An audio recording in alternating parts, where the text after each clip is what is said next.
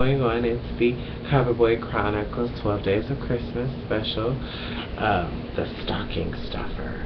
And the reason why I named it the Stocking Stuffer is because this was my stocking stuffer slash, I guess you could say it was an early Christmas gift. And so basically, I want to kind of tell you guys the story and how this kind of happened.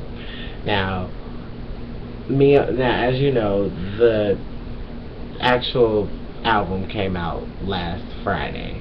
It was Friday the 13th. It came out, and it just blew everybody. And I was like, oh my god, I really want it. I really want the CD. I really want the CD. I was so mad. So I was one of those people that I really just had to have it.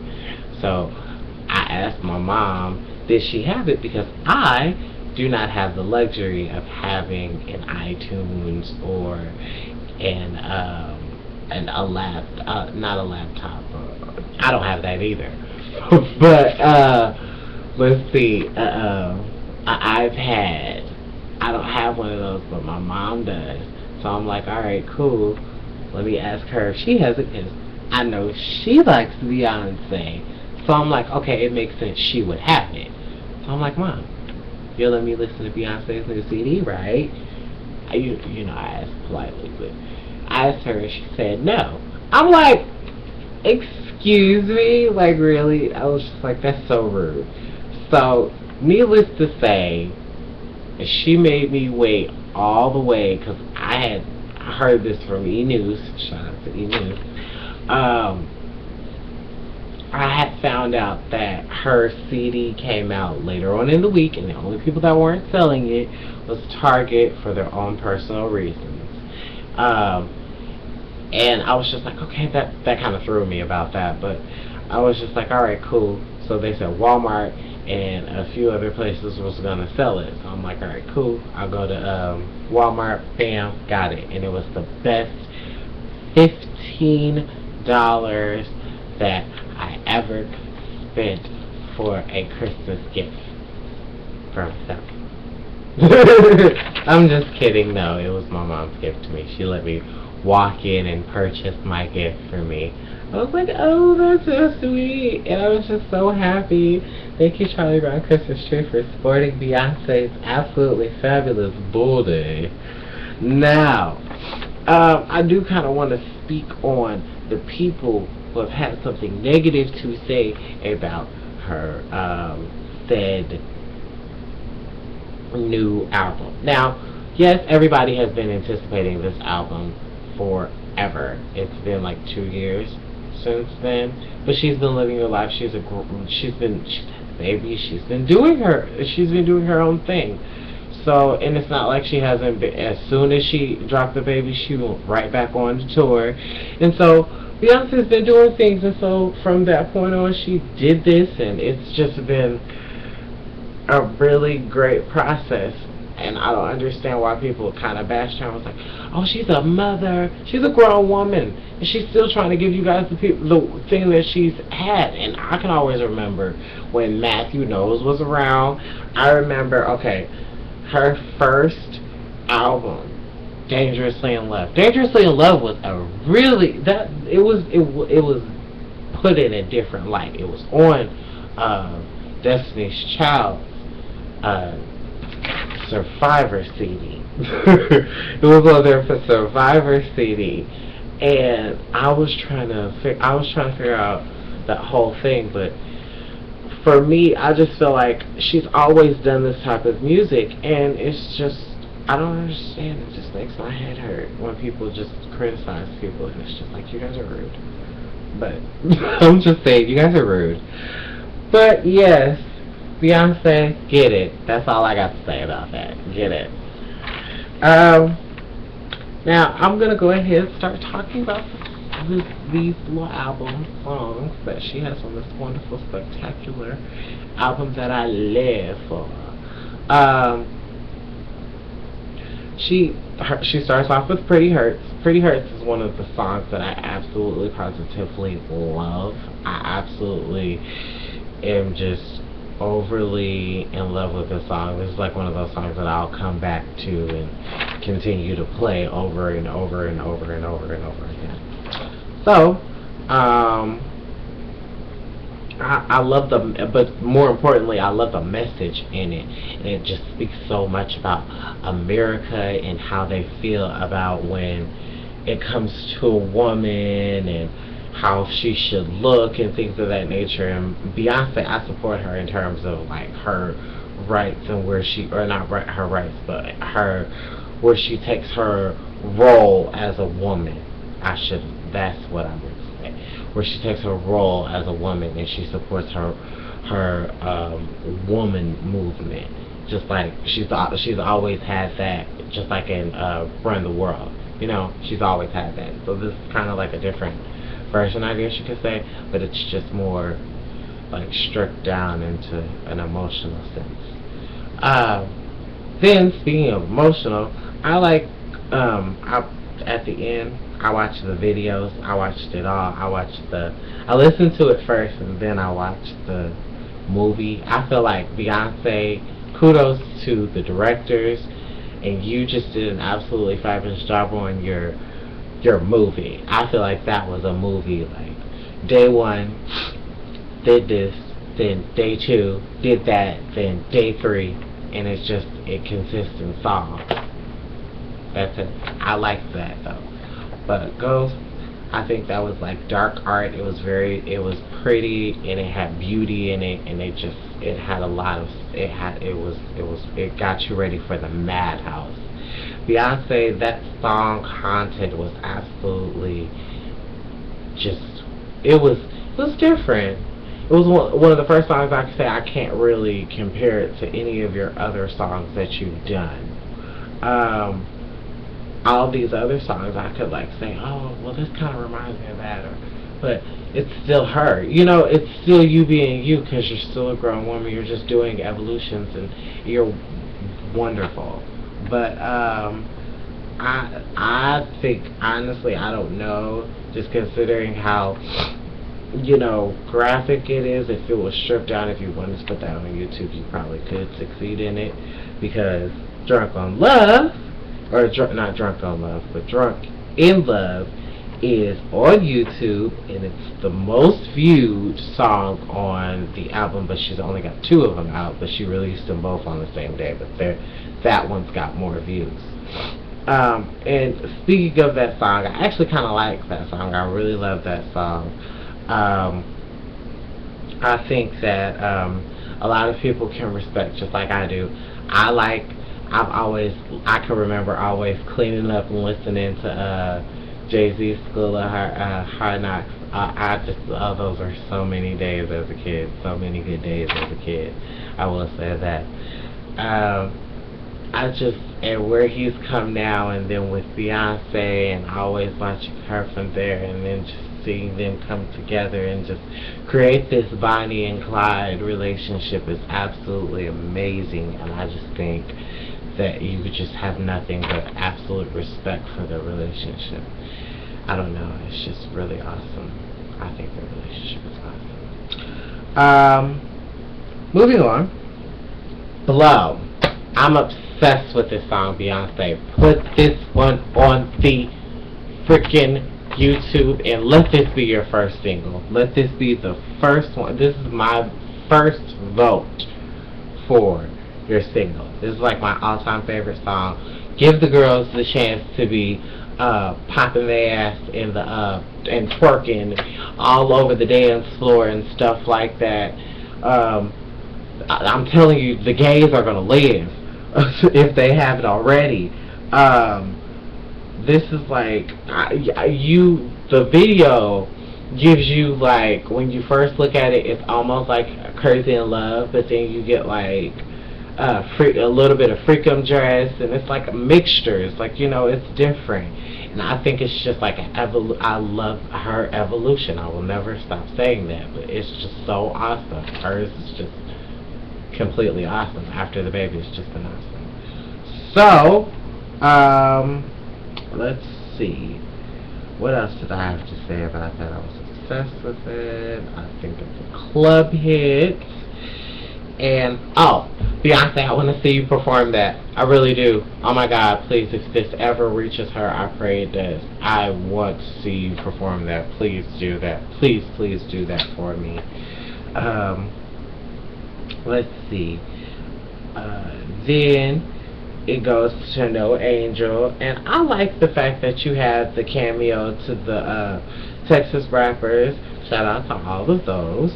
And I like it was kind of like a welcome to my hood type thing. I love the fact that you kind of gave the people, and it's like, don't judge a book by its cover. You looked like the angel telling the story, like, just listen to me. If y'all ain't gonna listen to him, then listen to me type thing. I like that. I was like, yes, Beyonce, you better work great.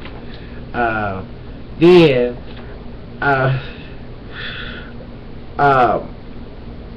Beyonce, or I don't know how to pronounce this. All I can say is I know that's real. I know that's real. With Partition, because it came with that one too. I feel like if you put this is my second vote for your first single, like something that hit the radio. I understand that, it has to be kind of non-sexually explicit, or it has to be worded in a different way so that way children can still hear it. Because after all, you are if you like it then you should, you're still that one woman, and everybody knows that. Every child does the single ladies dance. By the way, Beyonce still has a dance. That's one thing I was looking for. She still has one. But yes, back on to I think this is one for the strippers. For the strippers who be stripping in the club, honey. Play this song, you gonna make your bank. Let's see. And sometimes that's how we all feel in the AM. I'ma just put it like that. Certain parts of that song. Jealous. I'm a Scorpio, so that's the truth. That's the truth. This was like one of my favorites, and this was another one that got voted. I feel like in the end he kept. I guess he kept his promise to you, and he met you. It was just so cute. I loved the video. Like, these videos went like great with this. It's just like this was like a soundtrack, and she had a movie type thing. I just love it. I love her. I just love her visual aspect. Rocket. That's another one that I have to like put on replay. It's kind of like, I actually kind of would not mind, and I would rather this be her first one, because this is like a mixture. This is like a D'Angelo, How Does It Feel? And the video can still, that could still work. It's still sexy. So, it's like, why judge it? Let it still be what it is what it is. It's Beyonce. Let her have, let her show her amazing freaking body. Haters, get your life. So, yeah, that's what I had to say about that. I made a few plans, by the way, for that song. Moving along, then it got to mine. This was a song with her and Drake. I liked it. I kind of liked it. I take that back. This wasn't the one with her and Drake. Yes, it was. No, it wasn't. No, it wasn't. This wasn't the song with her and Drake. I think it was. I think it was Flawless. I think it was Flawless. No, I take that back. It was mine. This was the one. Okay, it starts off, it looks like art. I live for it. I live for it. I can picture it as a movie sex scene. definitely a movie sex scene. I definitely see movie sex scene like somewhere in a movie. I can definitely see this song being played for it. It kind of gives me a flashback to Baby Boy and Sweet Dream, the video, but not the song. So anytime I make a comparison, it's just to the video, not the song exactly. So just know that. EXO, that's on YouTube right now. So I kind of want. I was on this one being like the National Valentine's Day song, because you know, Ciroc is the drink of the year, and of course you guys are going to Ciroc your new year with the CoverBoi, and I just felt like, you know, this should be a Valentine's Day song. This should be like the song for Valentine's Day. I just felt like it was a really pretty song. So I don't know. You don't have, it's like Christmas has its own special song. You know, Valentine's Day you pick love songs, but this is like, you know, Anywho, Flawless. She made some statements in that one. She was talking to some girls, letting some girls know. It was saying a lot, and I will quote, "She's not just his little wife." I said, yes, not just a little wife, honey, not just that. In the end, there was a message, and I live for that. I love that, and that was explaining what I was talking about with Pretty Hurts. I love that. I love that. Tens, Beyonce, you get your tens.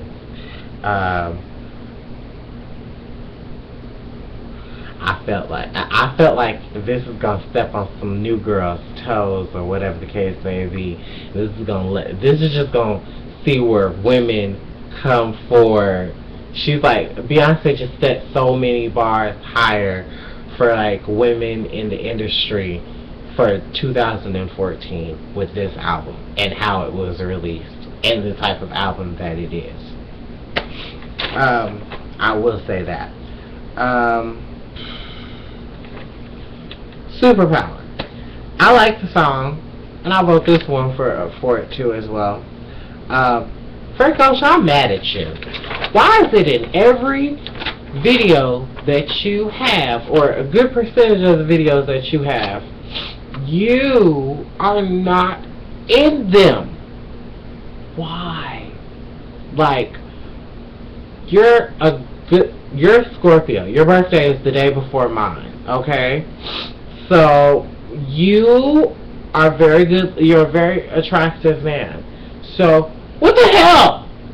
I understand you're trying to get people to understand the music and see the see the vision that you have, and I understand that. It's kind of like an ultra shade to back in the day. I understand that. Very vintage. Excuse me, peeps.